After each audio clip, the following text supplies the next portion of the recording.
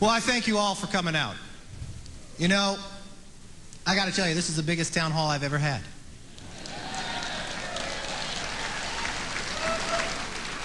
And I will tell you, as I call across the country to a lot of other members, this is going to be one of the top 10 largest town halls of anywhere else in the nation.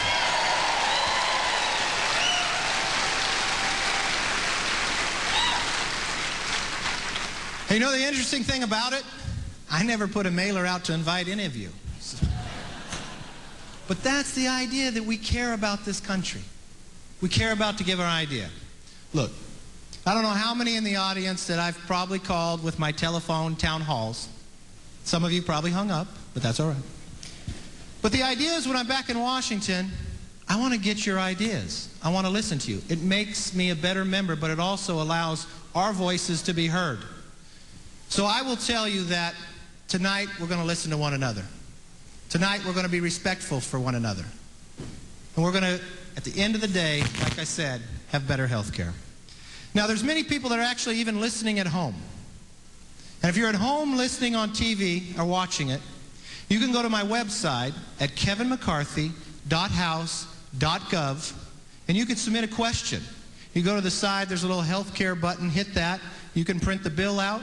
You can submit a question, and we'll try to add them into the debate. We'll try to add them in as well so they can participate with us tonight.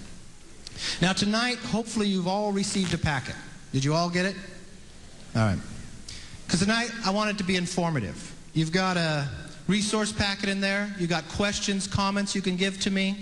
You got information about the bill. You got the top 10 questions.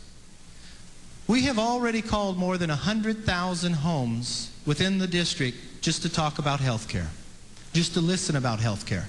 And a lot of those ideas drive from you, and a lot of those questions drive from you. Because I'm going to tell you, I think this town hall meeting is more than just about health care. I think it's about the frustration of Washington.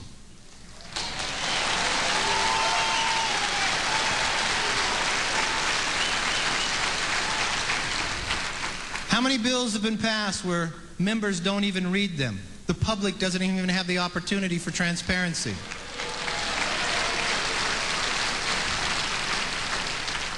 And I will tell you that this is the bill. This is H.R. 3200. It's not the only bill about health care, but it's the only bill that's been taken up about health care that's been through committee. Now, I'm going to be very frank and forthright with you. I'm opposed to that bill.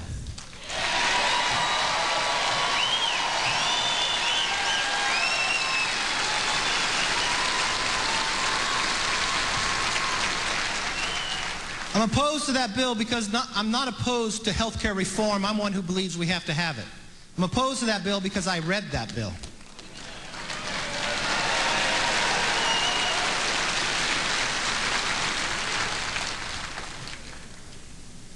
I read that bill, and it doesn't solve our problem. Now, there's some things I agree and disagree with the president. I agree with the president in his comment that says we have to solve health care.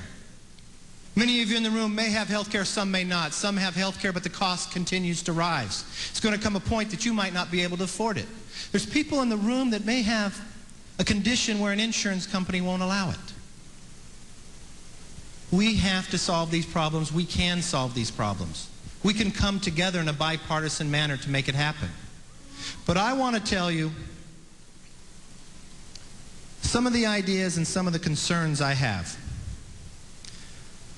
Whatever we talk about tonight, I know it'll be around health care. But I want to keep one thing in mind.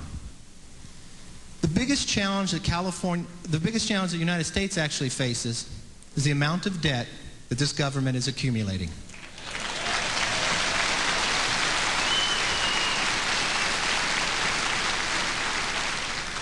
And I tell you that because I want to keep that in mind for any bill that comes before Congress. You know, September 30th is the end of our fiscal year. The numbers just came out. You get one number from the White House, one number from somewhere else. And do you know the amount of debt just this year we have overspent? $1.6 trillion. Just this year. The highest deficit we ever had before for a year was $500 billion. You know, Einstein said there's only one miracle in this world, the time value of money. My wife Judy and I try to always explain that to our children, that if they put money away early and at compounding interest, it doubles, it accumulates, that maybe they become wealthy because they're never going to get inheritance from us. We don't have much. But what's happening in America is we're taking Einstein's theory, but we're doing it in the wrong manner. We're compounding the debt, and it's accumulating. In shortly 3 to 4 years, do you know just the interest on the debt will become $1 billion a day? In 10 years, the interest on the debt will be more than we spend on national defense. Then I want to give you one very quick perspective about the deficit. In the 44 administrations that America has been around, we've had 44 different administrations. If you take the amount of debt from the very first president to the 43rd, from George Washington to George Bush, I want you to envision everything that America accomplished, from the creation of the country, from our wars with England, World War I, Depression, World War II, Vietnam, Korea, the investment we made in water structures, the investment we made in the highway system, the investment we made in education, Katrina, Afghanistan, and you accumulate all that debt and combine it together, it will equal the amount of debt this new administration is going to do in the next 10 years. You are doubling it. And what happens when that goes to fruition? Your options become limited. Your options become limited. So let me touch on a few ideas of why I'm opposed to 3,200. I don't say it because I'm standing up here as a Republican. I say it because I stand up here as an American that represents you.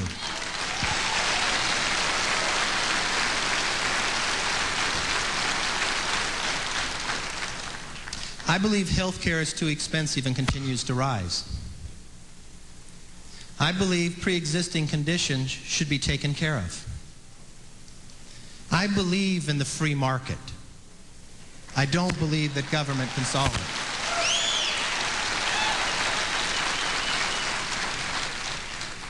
The new bill, and I don't know if our graph, can you put up the graph of the diagram of the new bill? It creates 53 different government agencies. I believe the more we take you away from your doctor, the worse we are. The more that we put bureaucracy, we should empower the individual. Now, I sit here and I tell you, how are you going to pay for it? Going to raise taxes. The idea that somebody says if you have health care today, you can keep it. That's not true if you read the bill. Just go to page 16. It'll tell you right then. If you have private health insurance, you can no longer even write it. It has to be pre-approved by an exchange. If you want to keep what you have, you keep that, but you can never modify it. So I want to give you some examples of what I believe can solve the health care problem. First thing I would do is to have an honest discussion. If you want to lower the cost, you have to go after the highest cost driver. What's the number one thing that raises cost in health care? If you don't have tort reform and malpractice reform, you can't get there.